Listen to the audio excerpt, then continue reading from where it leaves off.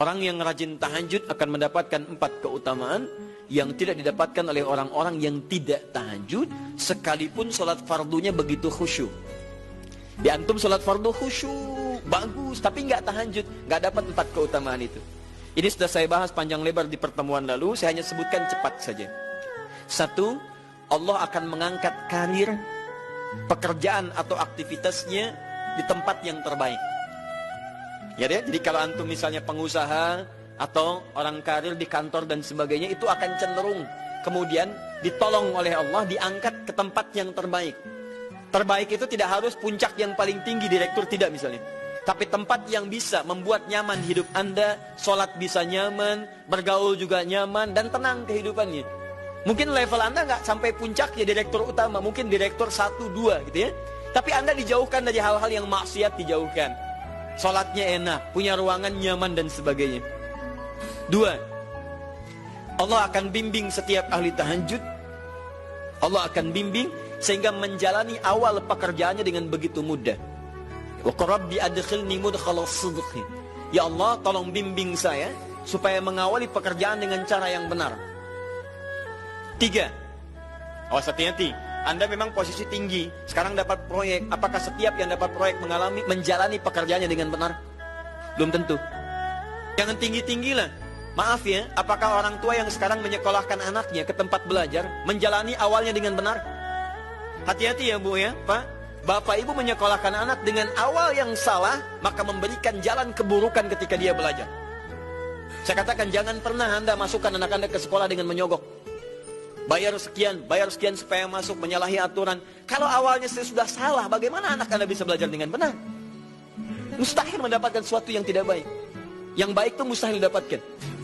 3, wa akhrijni mukhrajas sidqin. Allah berikan jalan keluar terbaik dari persoalan yang dirasakan. Di ahli tahajud itu setiap punya masalah, bukan nggak dapat masalah ya, bukan tidak bermasalah hidupnya. Dia mendapat ujian juga. Cuman sebelum diuji, diringankan masalahnya. Sehingga seakan-akan gak punya masalah. Padahal sama dengan yang lain. Cuma saat akan dia lalui, Allah ringankan persoalannya sehingga mudah dilalui. Dan yang keempat ini yang hebat. Ya, waj'alni min ladunka sultanan nasira. Allah akan tolong langsung orang ini ketika ada lingkungan sekitar yang akan menyakiti atau menjahilinya. Kalau diisengi orang, diganggu orang, dan sebagainya, ini orang-orang seperti ini langsung mendapatkan perlindungan dari Allah Subhanahu wa Ta'ala. Ada satu kali, ini kisah nyata, seorang saleh, ahli tahajud, sampai saking ahli tahajudnya tidak ingin meninggalkan kebiasaan ini. Ini sangat nyata kisahnya dan tidak mengarang. Satu kali Pak, kemudian malam-malam dia perjalanan dengan rombongan. Begitu perjalanan, orang-orang tidur, sampai dia mengendap-endap, kebiasaannya tidak ingin diketahui oleh orang lain. Satu malam kemudian, dia bangun setelah orang lain tidur, masuk dia sedikit ke area sedikit ada dalam hutan. Begitu sedang menunaikan sholat, dia duga kemudian tidak ada orang lain yang melihatnya. Ternyata ada satu orang atau beberapa yang kemudian tergerak, mendengar suara dan menyaksikan kebiasaan dia. Anda tahu apa yang terjadi? Dan inilah yang disampaikan oleh orang-orang yang melihat itu. Begitu sedang sholat, teman-teman sekalian, tiba-tiba baru bertakbir malamnya, lompatlah dikisahkan seekor harimau di depannya.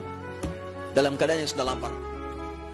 Saya mau tanya pada Bapak Ibu, begitu sholat misalnya Allahu Akbar, tiba-tiba samping ada harimau. Wow. Apa yang dilakukan? Kabur. Udah gak panjang pikirnya, kabur ya kan? Tapi sekarang lihat apa yang beliau sampaikan. Begitu datang harimau itu, perhatikan ahli tahajud ini. Dia ingat dengan janji Allah. Dia ingat dengan janji Allah. Perhatikan baik-baik ya. Kalau Anda sudah punya kebiasaan Qur'ani dalam jiwa Anda, maka ayat itu akan hadir membimbing Anda dalam setiap kesulitan Anda. Apapun itu.